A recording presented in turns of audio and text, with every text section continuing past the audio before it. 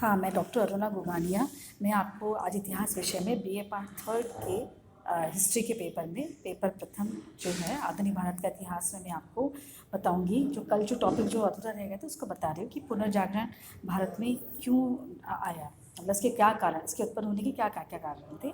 तो इसको इस वीडियो को आगे बढ़ाते हुए मैं आपको बताना चाहती हूँ कि पाश्चात्य विद्वानों का प्रभाव था कि पाश्चात्य विद्वानों जो कि प्राचीन संस्कृति की उपलब्धियों से प्रभावित थे, वे चाहते थे कि भारत का गौरवमय अतीत पुनः वापस आए तथा भारत का सामाजिक एवं सांस्कृतिक विकास हो।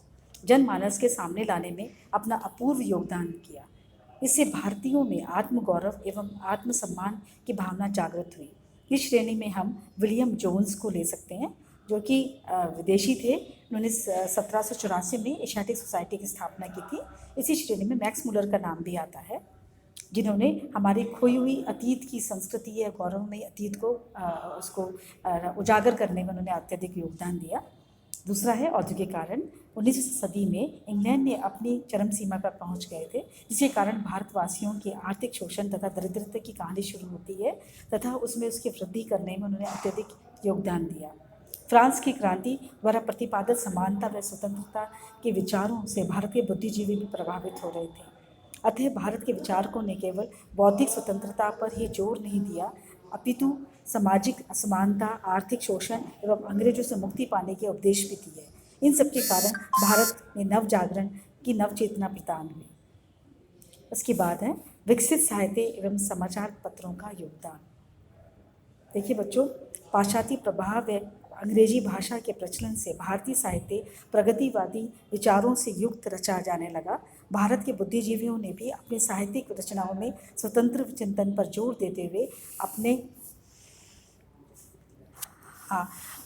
अपने देशवासियों के पुरातन रूढ़ियों त्याग कर नवीन समाज की रचना के लिए आह्वान किया। भारत में छापेखाने स्थापित हो जाने से नवीन साहित्य जन साधारण को सुगमता से उपलब्ध होने लगी। आपको मैं ये बता दूं कि छापेखाने का सबसे पहले जो प्रयोग है पुर्तगालियों ने किया था तथा उन्होंने भारत में 1550 में ही कर दिया था। इसका परिणाम यह हुआ कि भारतवासी अपनी सामाजिक बुराइयों से अवगत हुए, उनके निवारण का प्रयास करके उसे नवीन प्रगतिवादी विचारों का पुनर्गठित करने का प्रयास करने लगे। सुधारकों का योगदान। जब अंग्रेज अपने राजनीतिक प्रभाव में भारत के धर्म व समाज को नष्ट होने से बचा रहने का प्रयास कर रहे थे तथा उसी पाश्चात्य रंग देने की चेष्टा कर रहे थे, भारत में ऐसे सुधारक विचारक व महात्मा आविर्भूत हुए जिन्होंने भारत की संस्कृति व सभ्यता को विनाश के गर्त में जाने से बचाया व इसको रोका भी तथा पुनर्जागरण की धारा प्रवाहित की है।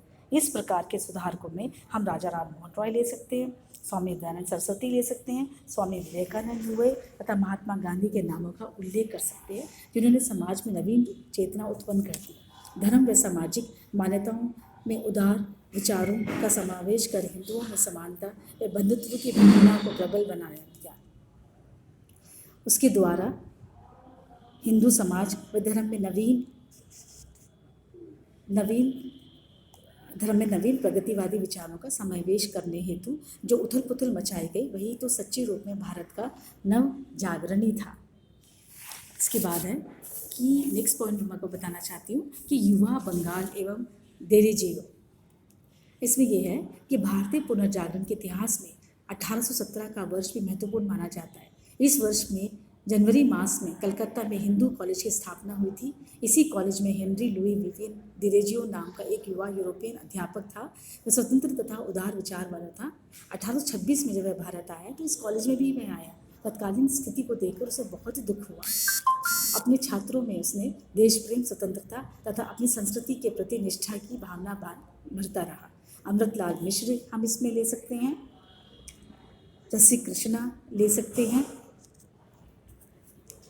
उसके बाद आते हैं राम गोपाल घोष, शिव चंद्र दास आदि छात्र उनके घनिष्ठ संपर्क में आए। इन छात्रों का दल युवा बंगाल के नाम से जाना जा गया। 1842 में इन छात्रों ने अपने गुरु के स्वर सिधार जाने पर स्पेक्टेटर पत्र में लिखा था, देरेजियो ने भारतीय युवकों के मन में जीवन प्रदान एवं सुसंस्कृत प्रभाव डाला तथा उनके अंतःकरण में उसने एक क्रांति उत्पन्न कर दी जो आज तक अपना प्रभाव बनाए हुए है। इस प्रकार युवा दल ने भी नव जागरण की अच्छी भूमिका तैयार की। 19वीं सदी के सर्जित इस बौद्धिक कोलाहल ने शनि शनि एक नवीन सामाजिक जागृति उत्पन्न कर दी, नवीन दृष्टिकोण उत्पन्न होने लगा। इस आंदोलन का संचालन विभिन्न सुधारकों द्वारा हुआ। किसी सुधारक ने सामाजिक बुराइयों पर अधिक ध्यान दिया तो किसी ने धार्मिक अंधविश्वासों पर। इस तरह से जिसका जितना कंट्रीब्यूशन दे सका, वो जितना जिसने कंट्रीब्यूट कर सका उसने उतना ही प्रयास किया था। तो ये आपको इसमें सबसे पहले हम राजा राम मोहन रॉय ने, पहले मैंने आपको ब्रह्म समाज की स्थापना करके इन क्षेत्रों में अपने सुधारवादी विचार व्यक्त कर दिए थे, उन पर आचरण करते हुए भारतवासियों को प्रेरित किया। अतः हम इस आंदोलन का आरंभ राजा राम मोहन रॉय के ब्रह्म समाज से ही करते हैं, तथा हम यही कहते हैं कि कभी कभी हम इतिहासकार ये भी कहते हैं कि Raja Ram Mohan Roy is a father of modern India. ये नव जागरण, पुनर्जागरण का श्रेय इन्हीं को जाता है। भारत में नव जागरण के प्रारंभ में सामूहिक सहयोग नहीं मिला। प्रारंभ में कुछ प्रतिभावान, सम्मान, उदार विचारक एवं दृढ़ संकल्प के लोगों ने इस दिशा में आगे बढ़े। उसमें जैसे कि मैंने आपको पहले बता चुकी थी, राजा राम, दयानंद सरस्वती, ये सभी अग्रणी लोग ले सकते हैं। इसी वीडियो को मैं यहीं समाप्त करती हूँ। नेक्स्ट वीडियो में मैं अगला टॉपिक आपके सामने लेकर आऊँगी। तब धन्यवाद।